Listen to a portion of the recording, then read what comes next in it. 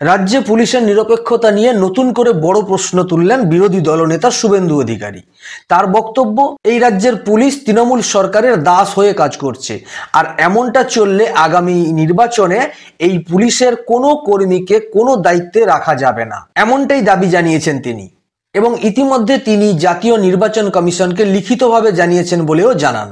মঙ্গলবার দীঘায় একটি সাংবাদিক বৈঠকে পুলিশ ওয়েলফেয়ার কমিটির অনুষ্ঠান সম্পর্কে শুভেন্দু অধিকারী বলেন যে এই অনুষ্ঠানে প্রকাশ্য মঞ্চে পুলিশের কর্মীরা মমতা ব্যানার্জির প্রশংসায় পঞ্চমুখ হন, এমনকি তাকে আবারও মুখ্যমন্ত্রী হিসাবে দেখতে চান বলেও দাবি করেন। এই দাবি তুলে শুভেন্দু অধিকারী বলেন, এভাবে পুলিশ যদি রাজনৈতিক প্রশংসায় মেতে ওঠে তাহলে তারা আগামী নির্বাচনে কিভাবে নিরপেক্ষতা নিয়ে কাজ করবে সেটাই বড় প্রশ্ন।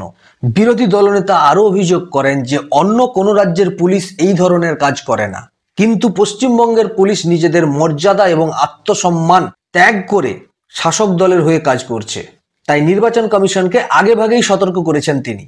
শুভেন্দুর দাবি, মডেল কোড অফ কন্ডাক্ট শুরু হওয়া থেকে আচরণবিধি প্রত্যাহার হওয়া পর্যন্ত রাজ্য পুলিশের কাউকেই ভোট বা ভোট সংক্রান্ত কাজে রাখা উচিত হবে না।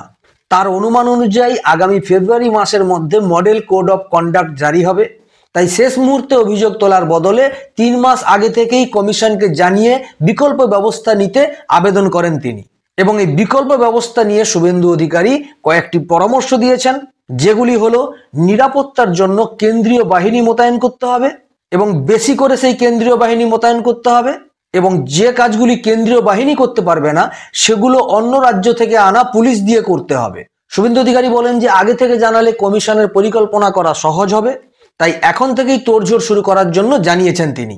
এবং দীঘাতে সাংবাদিক বৈঠকের ভিডিও প্রকাশ্যে এনেছেন, যেখানে পুলিশের পক্ষ থেকে মমতা বন্দ্যোপাধ্যায়কে চতুর্থবারের জন্য মুখ্যমন্ত্রী হওয়ার প্রচার করা হয়েছে।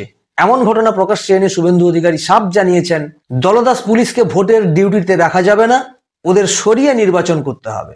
তো এই ছিল এখনকার আপডেট। Thanks for watching.